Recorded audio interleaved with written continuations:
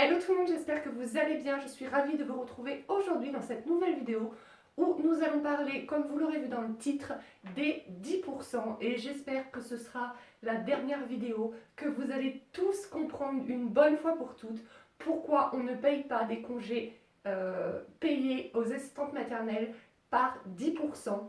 Et j'ai décidé de vous montrer par un exemple très concret, donc j'ai fait tous mes petits calculs que je vais tout vous rapporter ici dans mon petit carnet, à quel point nous sommes perdantes en faisant payer les 10% de congés payés.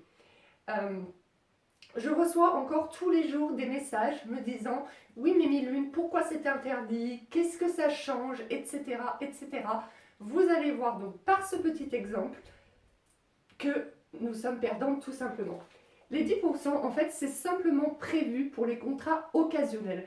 Un contrat occasionnel, c'est quoi? C'est lorsque vous allez accueillir un enfant en dépannage un jour comme ça. Donc quand un jour ou deux ou une semaine, enfin pendant une très courte période qui va faire moins d'un mois, du moment où ça fait plus d'un mois, on calcule une mensualisation. Mais un contrat occasionnel, donc c'est moins d'un mois, et donc on ne peut pas calculer de mensualisation. Imaginons qu'un jour, un parent a besoin pour X raisons de vous une journée pendant 10 heures. Le parent, il va vous payer 10 heures fois votre taux horaire. C'est un T, hein, c'est pas un plus. Taux horaire, voilà. 10 heures multipliées par votre taux horaire, ça va donner votre salaire, voilà, et salaire 10%. Hop. Ça sera les congés payés pour un contrat occasionnel, parce qu'on ne peut pas faire de mensualisation. Donc disons que le taux horaire est de 3 euros, ça ferait 30 euros de salaire, plus 3 euros de congés payés, 33 euros, auxquels il faut ajouter les indemnités d'entretien, plus s'il y a indemnité de repas et s'il y a 2 kilomètres. Voilà. Donc là, on va payer effectivement 10% de congés payés à l'assistante maternelle, parce qu'on ne peut pas faire autrement, parce qu'il n'y a pas de mensualisation. Maintenant, je vais vous montrer avec une mensualisation comment cela marche et pourquoi il ne faut pas faire les 10%. Donc d'abord, nous allons commencer une mensualisation. On va prendre un contrat qui va commencer, disons, le 1er septembre. Voilà, donc 1er septembre, c'est le premier jour de contrat de l'assistante maternelle. Donc, on va calculer une mensualisation. Donc, on va prendre l'exemple où l'assistante maternelle a un taux horaire de 3,50 euros, qu'elle accueillera l'enfant 45 heures par semaine, sur 46 semaines par an, parce que les congés payés qu'on paye en plus de la mensualisation, c'est uniquement en année incomplète. Et je vous rappelle que les années incomplètes, c'est 46 semaines d'accueil ou moins dans l'année. Voilà, et que l'on divise par 12, car on calcule toujours une mensualisation sur 12 mois, quel que soit le nombre de mois où on va accueillir l'enfant.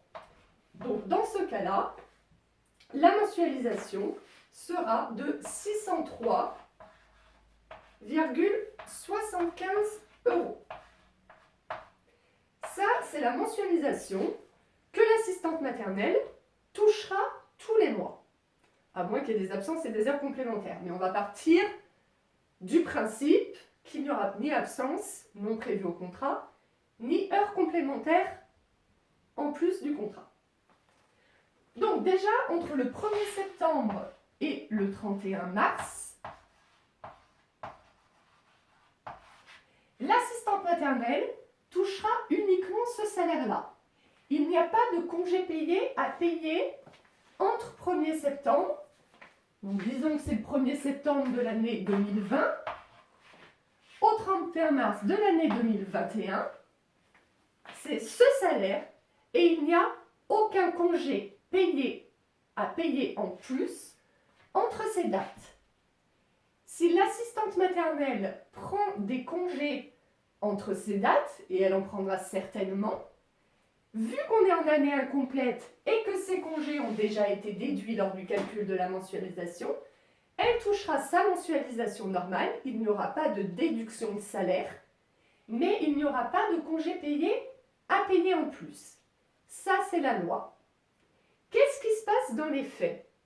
Dans les faits, encore, beaucoup de parents payent 10% de salaire, enfin de congés payés à l'assistante maternelle dès le premier mois du travail. C'est-à-dire qu'à partir du 1er septembre 2020, le parent payerait 603,75 € de salaire, plus 60,37 de congés payés. Alors, il va y avoir deux problèmes. Premier problème qui peut se poser. Imaginons que pour une raison ou pour une autre, le contrat s'arrête avant le 31 mars 2021 et que ce n'était pas prévu. On ne sait pas. Vous, assistante maternelle, vous pouvez ne plus avoir envie de continuer le contrat, ou c'est le parent, soit parce que déménagement, soit parce qu'il peut se passer plein de choses. Il peut se passer plein de choses, on ne sait jamais. Dans ces cas-là, qu'est-ce qui se passe? Déjà, nous, assistantes maternelles, quand on perd un contrat avant la date qui était prévue, ça nous met un peu dans l'embarras. On n'est jamais... Voilà, quand on sait que l'enfant va s'en aller à telle date, etc., plusieurs mois à l'avance, on a plusieurs mois pour prévoir et pour trouver un autre contrat pour le remplacer. Donc là, déjà, brusquement, si on perd le contrat brusquement, pendant cette période-là qui n'était pas prévue, ça va déjà nous mettre dans l'embarras. Mais en plus, étant donné que les congés payés n'étaient pas acquis, on risque d'avoir, en plus de perdre ce contrat, à avoir à rembourser les congés payés que nous avons touchés et qui n'étaient pas acquis. Alors, pas forcément la totalité, puisqu'on en acquiert tout selon là, mais il se peut qu'on ait une somme à rembourser aux parents. Et, excusez-moi, mais quand on travaille, ce n'est pas le but d'avoir des sous à rendre à nos employeurs. À la fin d'un contrat, normalement, ce sont les employeurs qui ont un solde de tout compte à nous rendre. C'est quand même ce qui est plus logique. Donc déjà, premier problème pour moi, et c'est ce qui me fait peur, c'est d'avoir à rembourser mes employeurs d'une somme trop perçue, et j'ai pas envie d'avoir à rembourser mes employeurs. Deuxième chose, nous allons voir que dans le cas où le contrat continue, voilà, où tout se passe bien, je reprends mes petites notes. Donc si les parents nous ont payé donc 10% tous les mois entre le 1er septembre et le 31 mars, nous aurions touché en tout, ça veut dire 543,37 € de congés payés au total.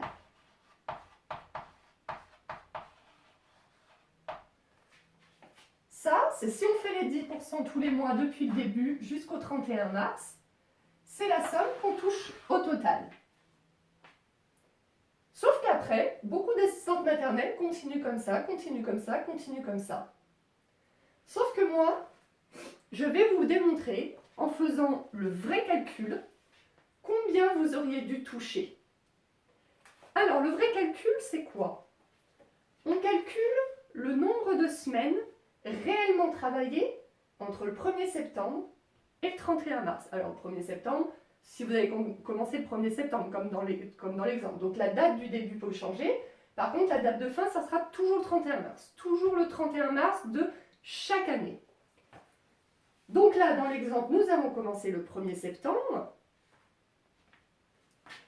Et entre le 1er septembre et le 31 mars, l'assistante maternelle a réellement travaillé 37 semaines. Là, nous allons calculer combien l'assistante maternelle a acquis de jours de congés payés entre le 1er septembre et le 31 mars 2020. Donc, vu qu'elle a travaillé 37 semaines et qu'on acquiert 2 jours et demi de congés payés toutes les 37 et qu'on acquiert 2 jours et demi de congés payés toutes les 4 semaines travaillées, nous faisons 37 semaines divisé par 4 multiplié par 2,5, ce qui nous donne un total de 23,12 arrondi à 24 jours. Pour celles qui ont des enfants de moins de 15 ans révolus, une fois que votre enfant a 15 ans révolus, ça ne marche plus, vous rajoutez 2 jours de congés payés par enfant sans jamais dépasser un total de 30 jours, bien évidemment, de congés payés acquis, car on ne peut pas avoir acquis plus de 30 jours de congés payés. Mais là, on part du principe que l'assistante maternelle n'a pas d'enfant de moins de 15 ans, donc du coup, elle a acquis 24 jours. Donc ça, c'est le nombre de jours que l'assistante maternelle a acquis en travaillant du 1er septembre au 31 mars 2024 en travaillant 37 semaines. Une fois que nous avons ce nombre de jours, il faut donc calculer combien l'assistante maternelle aurait dû toucher de congés payés en termes de somme. Dans ce cas-là, nous allons faire le calcul du maintien de salaire. Et quand on fait le calcul du maintien de salaire, on fait 24 jours divisé par 6, parce qu'une semaine de congé payé, c'est toujours égal à 6 jours. Que vous ayez un contrat de 1 jour, de 2 jours, de 3 jours, de 4 jours, de 5 jours ou de 6 jours par semaine, une semaine est égale à 6 jours de congé payé. Toujours. Donc 24 divisé par 6, multiplié par le nombre d'heures que l'on travaille par semaine, donc prévu à votre contrat. Donc dans l'exemple, c'est 45 heures, mais bien sûr, vous rapportez à votre contrat à vous. Et multiplié par votre taux horaire, qui dans l'exemple est de 3,50 €, un total de 630 € de CP. 630, et là avec les 10%, 543,37 €, soit une différence de 86,63 € de CP que cette assistante maternelle dans cet exemple-là aurait dû toucher et qu'elle n'a pas touché puisque elle a décidé d'un commun accord, j'imagine, avec ses employeurs qui lui payent 10% dès le début du contrat. Donc ramener cette somme, c'est quand même une sacrée différence.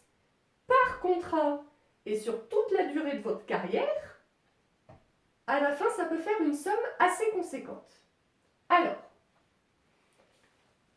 on peut comprendre effectivement que les parents, parce que normalement, cette somme de congés payés qu'on calcule au 31 mai est à payer en plus de la mensualisation du mois de juin. Ça veut dire qu'au mois de juin 2021, le parent devrait payer 630 € de congés payés plus les 603,75 € de salaire à son assistante maternelle.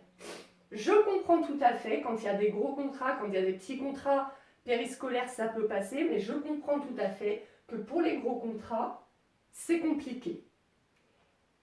Du coup, notre convention collective est quand même assez bien faite car il y a plusieurs solutions. Alors, si le parent il veut payer en une fois, vous pouvez lui suggérer de mettre lui-même sur un livret épargne, par exemple, 10% environ de votre salaire tous les mois. Du coup, il aura déjà économisé cette somme-là et il n'aura plus qu'à... Enfin, il vous versera les 630 €, mais ça lui fera sortir en plus seulement 86,63 € en plus de la somme qu'il aurait économisée en mettant 10% sur un livret A de côté. Voilà, première option, si vous voulez, parce que vous êtes dans votre droit, de réclamer aux parents de recevoir tous vos congés payés en une seule fois. Donc dans ce cas-là, vous suggérez aux parents de mettre à peu près 10% eux-mêmes de côté sur un compte épargne. Mais notre convention collective prévoit aussi qu'on puisse être payé au 1/5, donc 630 divisé par 5, je crois que c'était 125, j'avais fait le calcul, je ne me rappelle plus, mais c'est 120 et quelques. Ça veut dire que, disons que l'assistante maternelle prenne une semaine en décembre,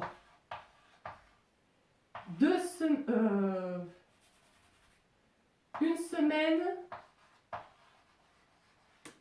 avril et 3 semaines août,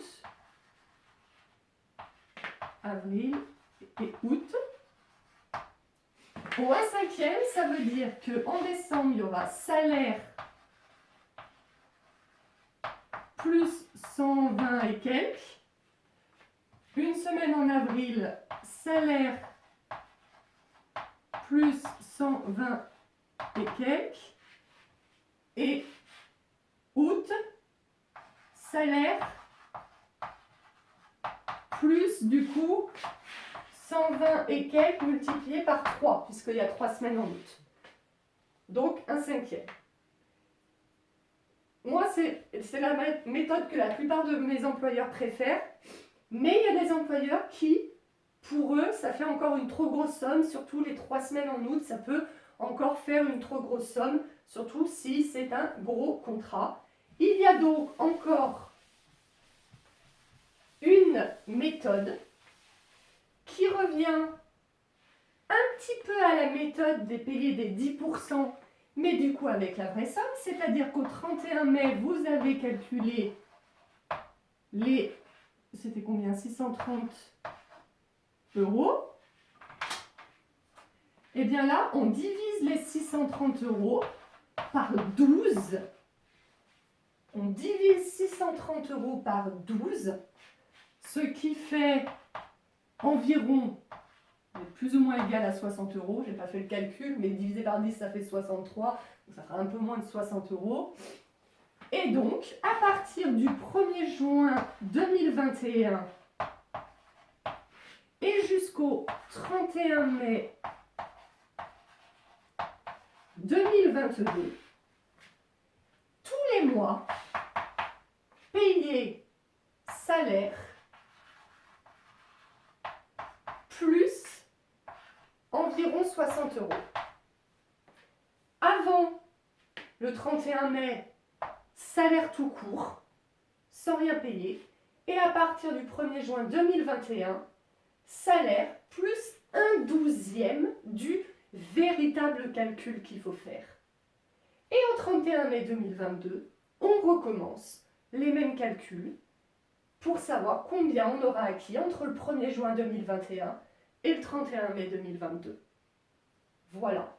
Et là, vous touchez votre somme correcte sans vous faire avoir et les parents peuvent quand même étaler les dépenses.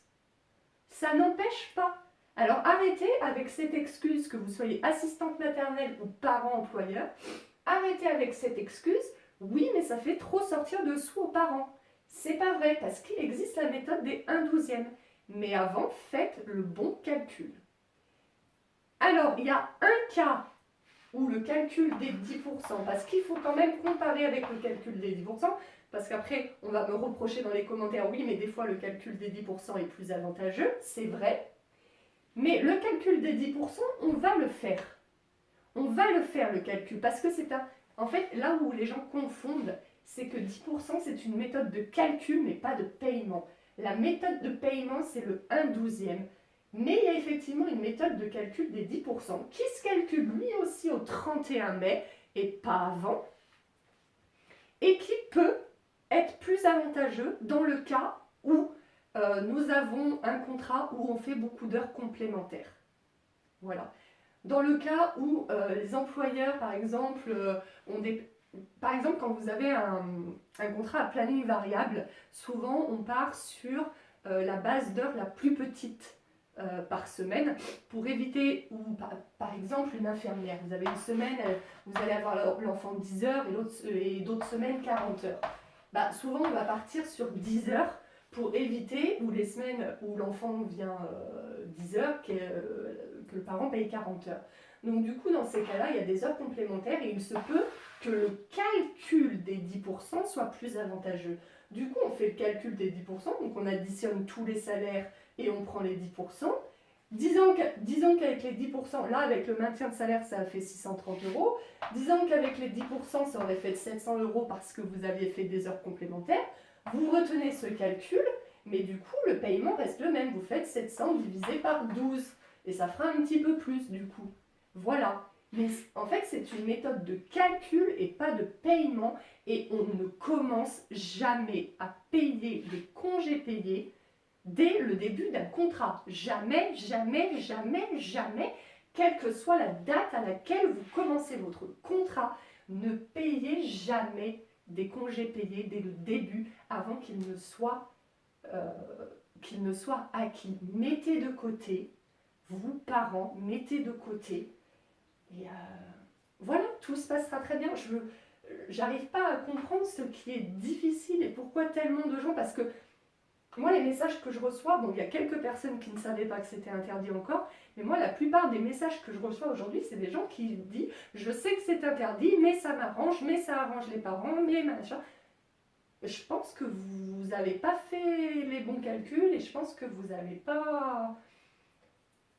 Voilà, alors j'espère qu'avec mes petits exemples, vous aurez compris que du coup, bah, ça sert à rien en fait de...